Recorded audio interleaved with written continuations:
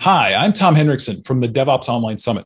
Today, I'm joined by Peter Maddison, a technology strategist and business consultant at Zodiac. Peter, introduce yourself to the people here at the DevOps Online Summit. Hello there. So I'm Peter Maddison. As Tom so eloquently introduced me, I'm a coach and a consultant. Typically work with organizations to help them improve their delivery practices. And a lot of the time I focus on data and security. So. Excellent. Well, that dovetails well with our topic today, Peter. You want to talk to us about data ops. And so just to kind of level set, what is data ops? So if we think of DevOps, we've had it around for about 10 years, and it's very much the principles behind it have helped us accelerate and understand better how to deliver value to customers. Now, if we look at DataOps, it's taking a lot of those practices and ideas and applying them into the data space. Yeah, that's helpful to kind of do that, because I know a lot of people who get those DevOps principles, they like to apply them elsewhere. And I think data is probably a great place to pull those in, isn't it, Peter? Yeah, because I mean, data is not, well, there's a couple of ways of looking at this. One way is that most systems that we have today are not really constrained based on compute. Most systems we have today are constrained based on data.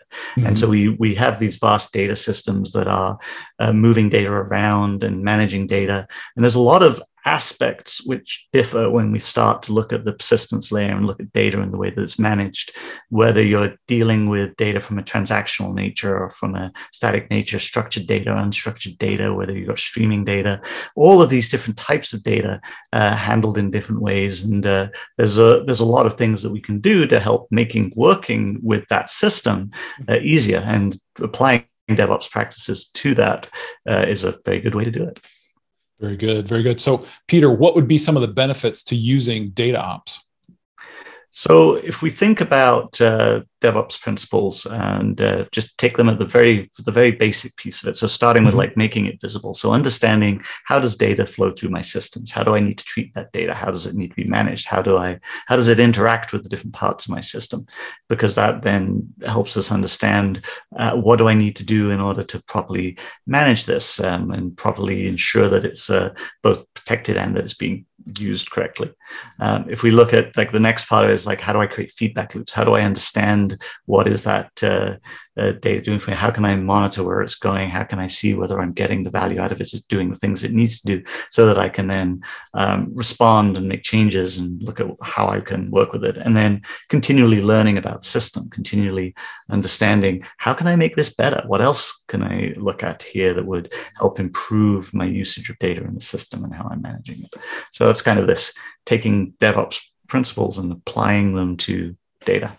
Yeah, that makes sense. I mean, visible data is probably a big thing, I'm sure, as you start and kind of to lead into what we want to talk about next. How do we get started? I'm guessing maybe being visible is a big part of that, or you tell us, Peter. Yeah, so definitely the first part of it is how am I using data? What am I using data for? How does that data need to be managed? What we've got to, in the data space, of course, as well, we then need to start to consider other aspects like data quality, data provenance, the management of the data in itself. How are we securing it? Where is it residing? Where is it secure? Because very often those are the very important pieces, and depending on what type of data it is, how it's being treated, will depend on type of data structures and how we're going to interact with it and how it's going to flow through the system. So understanding that and how we're going to treat it is a critical part. And part of the reason that's so critical is that there isn't one size fits all. It's not like we can say, this is how we're going to do it. We have to understand, what is the system going to be used for? There's a big difference between dealing with like 5 massive files than there is dealing with 10,000 small files, and the type of system that you build in order to handle that and the throughput and the time are completely different. And so that you've really got to understand, what is the data? How is the data flowing? How is it going to be treated? How are we going to manage it? Yeah, that's kind of foundational, isn't it, to kind of understand that as you want to look at something, what's flowing through it and where it's going. So as we move along here, Peter, what are some of the pitfalls of data ops? So in terms of some of the pitfalls I often see is where people just verbatim take a lot of these practices and try and apply them into the data space without really understanding that data does have characteristics which somewhat differ from other types of development activities. And especially when we get into machine learning or analytics, where we're doing sort of automated work onto streaming systems and things like that, there are characteristics and behaviors and understanding of the types of work that go on in that space, which differ somewhat from the DevOps space in like a web services platform or something like that. And if we just verbatim try and apply exactly the same thinking to this different domain without really understanding the domain, then that's an area where we can sometimes trip ourselves up. Yeah, we kind of have to understand the true intent of what we're trying to do, don't we, before we can apply a principle. Exactly. So true. So, Peter, you've shared a lot here with us. Any closing thoughts?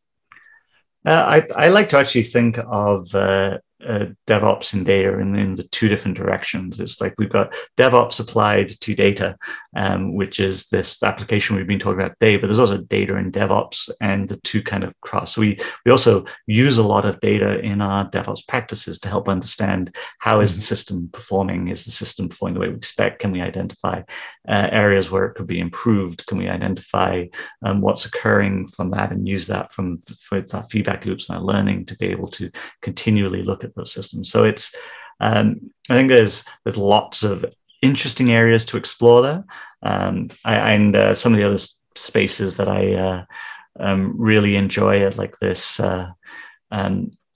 looking at where human values and AI intersect, and understanding the sort of those patterns within data and sort of the natural biases that exist within data and how those then get show up in the systems that we build and stuff like that is fascinating from a reading perspective, at least. Yeah, it's interesting as you talk about that. I've heard a lot of, and I'm sure you as well, have a lot of cases where we are humans and we have our flaws, and oddly enough, our systems that we create also have those as well. So, so thank you so much, Peter. I appreciate the time. Yeah, thank you very much, Tom. It's always a pleasure. Excellent. Don't forget to subscribe to our YouTube channel. On behalf of Peter Maddison, I am Tom Henriksen for the DevOps Online Summit.